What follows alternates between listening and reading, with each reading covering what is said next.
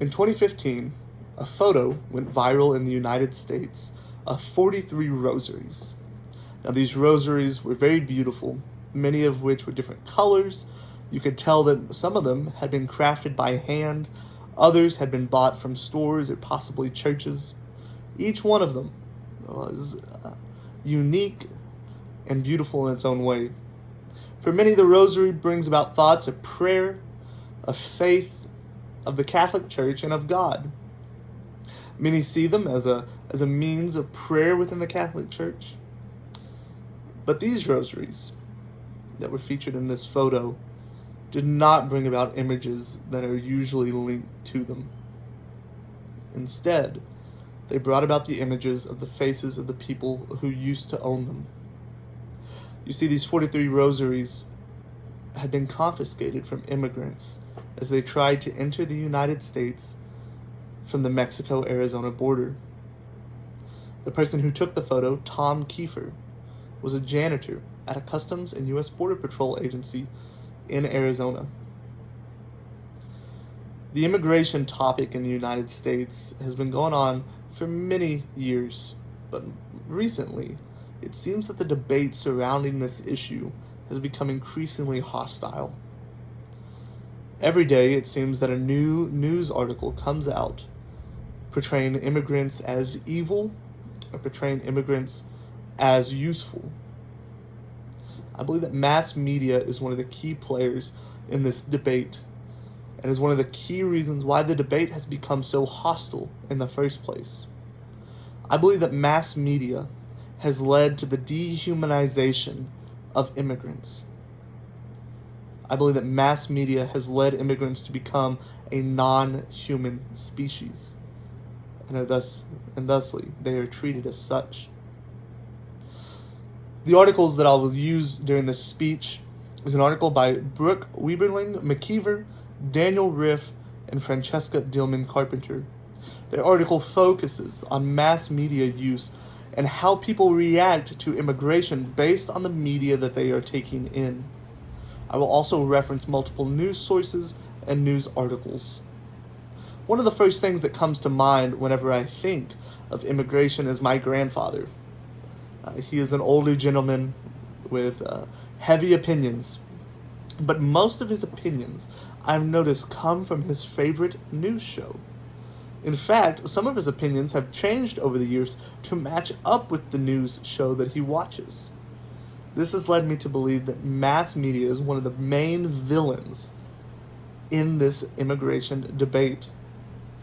In the article that I mentioned by McKeever, Riff, and Carpenter, multiple surveys were passed out in North Carolina. North Carolina had received a large amount of Latino immigrants between 1990 and 2000. In fact, there was over a 300% increase of Latinos within North Carolina in just those 10 years. Thusly, a lot of the mass media within the state began to comment on the immigration crisis. In the article, mass media is shown to have a strong role in the shaping of opinions for many, many people. One of the ways that mass media helps in shaping opinion is by using fear. In the polls that were sent out in North Carolina, many viewed that immigrants brought crime, were a threat to the American society and economy, and were there to tear down the American culture. Through the article, it is shown that a lot of these opinions are backed up by mass media sources who also share a negative view of immigrants. And this leads to the creation of immigrants as being non-human. Donald Trump, President of the United States, once referred to immigrants that are involved in gangs as animals. This corresponds greatly with a hostile news coverage of immigrants. A large portion of immigrants have been deemed gang-related, even though they are not. Some of them are viewed as coming in to take jobs, to steal, to bring drugs and crime and other harmful things into the United States. Pro-immigrant thinkers, however, aren't always better. For many, the immigration topic has become a political pawn. Immigrants seeking a better life, running from gang violence or destructive governments, are used as pawns to score political points in this nation. And mass media has spread both of these opinions. And this has led to a large portion of our population not even caring about immigrants. This has led to many either hating them, viewing them not as people but rather animals who bring crime, drugs, and violence to the United States, or as political pawns that will help progress one political ideology. One of the ways that this can be stopped is by watching our mass media intake.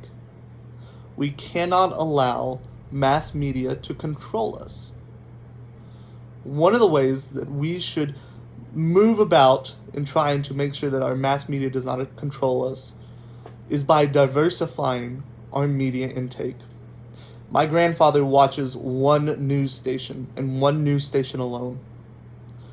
I believe that if he were to expand his mass media intake, perhaps some of his opinions would not be so anti-immigrant. In fact, I believe that if he were to expand and broaden his view of mass media, then immigrants might become less of criminals and animals and political pawns, but rather people. People that need to be cared for and people that need to be brought into a place of safety and security.